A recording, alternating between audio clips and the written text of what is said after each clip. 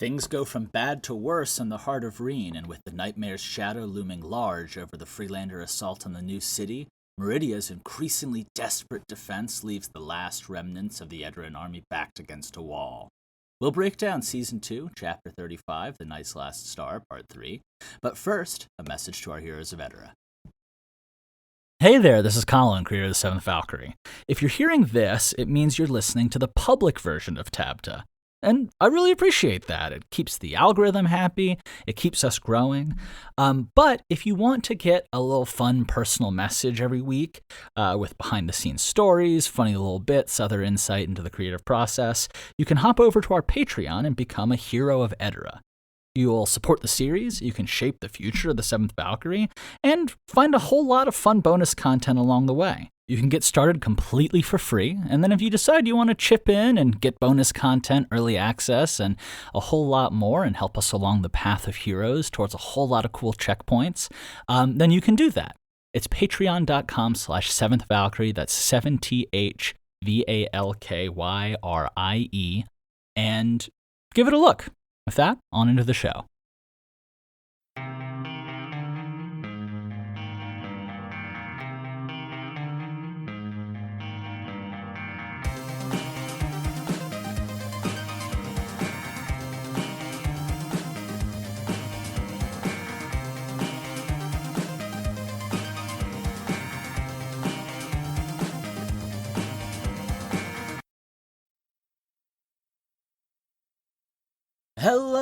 Hello, everybody, and welcome to TABTA, the adventure behind the adventure for the 7th Valkyrie, where we watch one series go from total obscurity to maybe 7 seasons in a movie, or maybe we just find the power of friendship along the way. I'm your host, Colin Sharp, creator and current voice of the 7th Valkyrie, and this week we're talking about Season 2, Episode 35, The Night's Last Star, Part 3.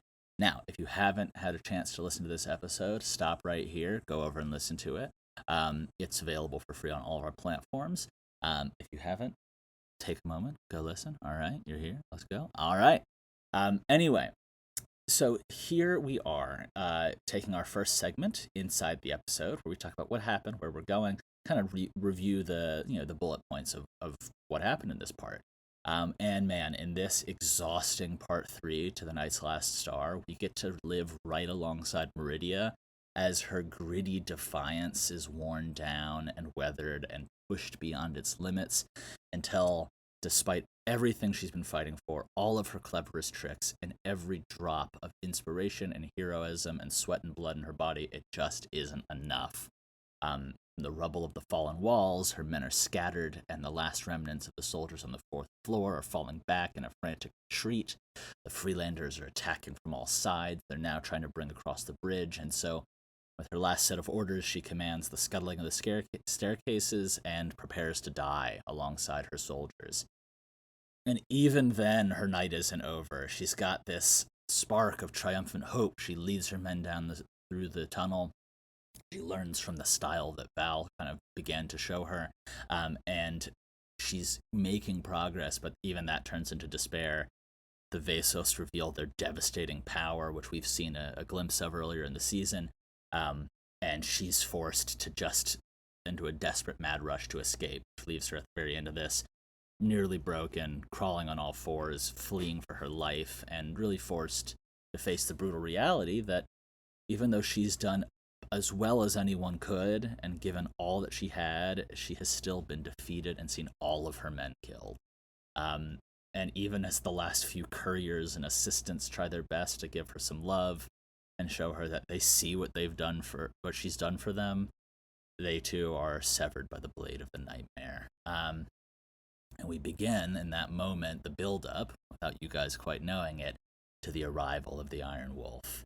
And that's what we'll talk about in Outside the Episode, which is kind of the other segment where we get a little bit more kind of free-flowing with my thoughts and kind of director's commentary style.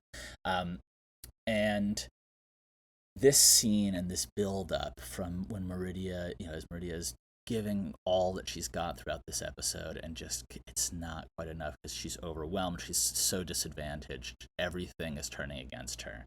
And this is actually, as we get to the end of part 3, this is an area where pro wrestling and anime have given me a ton of inspiration. I mean, there's a classic moment. It's a trope, really, where a hero is beaten down. They've been holding out nobly, but against the overwhelming odds, they just can't get it done. And then someone's music hits.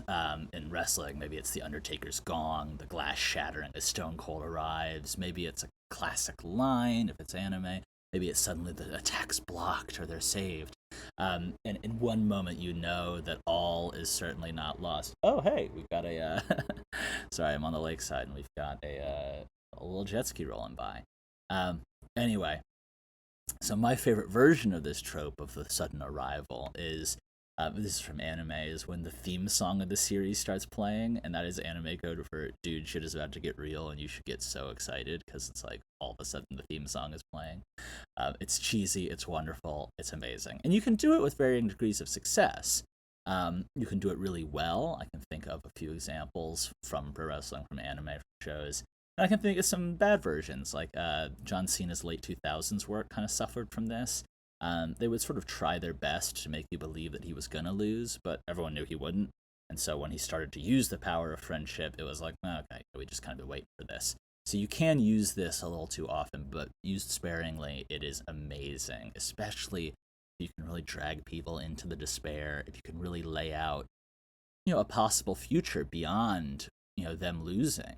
Then the arrival of a surprise hero can be oh so sweet, because you can already imagine what might have happened. You're already living in that reality partially. And I think we did okay. I think in this series, part of it has been inhabiting the horrors behind fantasy warfare. And so as the nightmare rises over the city, there's a very compelling reason to believe that we're about to see the true horror and devastation that comes when DC truly gives herself over to the Oblivion power. One might argue we've already seen it. One might argue it could get worse. But as the dogs howl, as the night's last star refuses to fade, and the Iron Wolf is back in shining armor, we get that flash of hope. And it made me pump my fist and jump out of my chair the first time I heard Zorn's version. And I knew it was coming. And so now as we approach part 4, this epic showdown, am I just getting you guys ready for another brutal twist? Who knows? Is the brutal reality of Nightmare too much for one man, or is this something more than one man?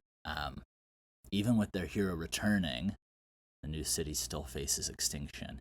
And so what awaits us in the thrilling conclusion to Chapter 35, The Night's Last Star?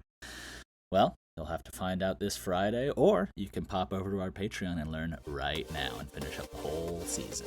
So, anyway, guys, been great talking to you. Have a great start to your